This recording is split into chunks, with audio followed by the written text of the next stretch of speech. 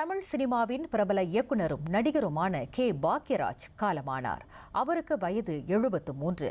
தமது தனித்துவ திரைக்கதை பாணியால், குணச்சித்திர நடிப்பால், நகைச்சுவை வசனங்களால் ரசிகர்களை வெகுவாக மகிழ்வித்த அவரின் மறைவு இன்று திரை உலகத்தை சோகத்தில் ஆழ்த்தியுள்ளது. காலையில் நடைபயிற்சிக்கு சென்ற பாக்யராஜுக்கு திடீர் மாரடைப்பு ஏற்பட்டு சென்னை அப்போலோ மருத்துவமனையில் அனுமதிக்கப்பட்டிருந்த நிலையில் சிகிச்சை பலனின்றி அவர் உயிரிழந்தார். சென்னை நுங்கப்பாக்கத்தில் உள்ள இல்லத்தில் அவரின் உடல் அஞ்சலிக்கு வைக்கப்பட்டுள்ள நிலையில் முதலமைச்சர் ஜோசப் விஜய் உட்பட அரசியல் பிரமுகர்கள், திரையுலகினர் பலரும் அஞ்சலி செலுத்தி வருகின்றனர்.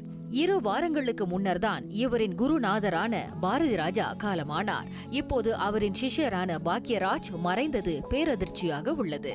ஈரோடு மாவட்டம் வெள்ளாங்கோயில் கிராமத்தில் 1953ஆம் ஆண்டு பிறந்த பாக்யராஜ் சினிமா ஆசையில் இயக்குனர் சுந்தர்ராஜுடன் இணைந்து சென்னைக்கு வந்துள்ளார். அதன் பிறகு இருவரும் சினிமா வாய்ப்பு தேடி அலைந்த போது பாரதி ராஜாவிடம் உதவியாளர் வாய்ப்பு கிடைக்க பாக்யராஜ் அங்கு சென்று இணைந்துள்ளார். பாரதி ராஜாவின் முதல் திரைப்படமான 16 வயது நிலை படத்தில் உதவி இயக்குனராக இருந்த பாக்யராஜ் பாரதி ராஜாவின் 4வது படமான புதிய வார்ப்புகள் படத்தில் திரைக்கதை எழுதி அதில் நாயகனாகவும் அறிமுகமானார்.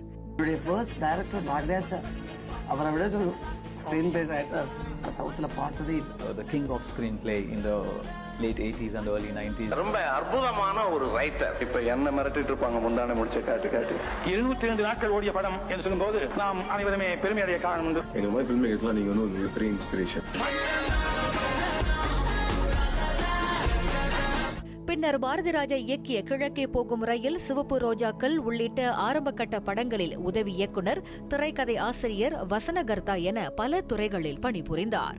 திரைக்கதையில் அசாத்திய ஞானம் படைத்த பாக்யராஜ் முந்தானை முடிச்சு, தூரல் நின்னு போச்சு, டார்லிங் டார்லிங் டார்லிங், அந்த 7 நாட்கள், எங்க சின்ன ராசா, சின்ன வீடு, தாவணி கனவுகள் என எண்ணற்ற வெற்றி படங்களை தந்துள்ளார்.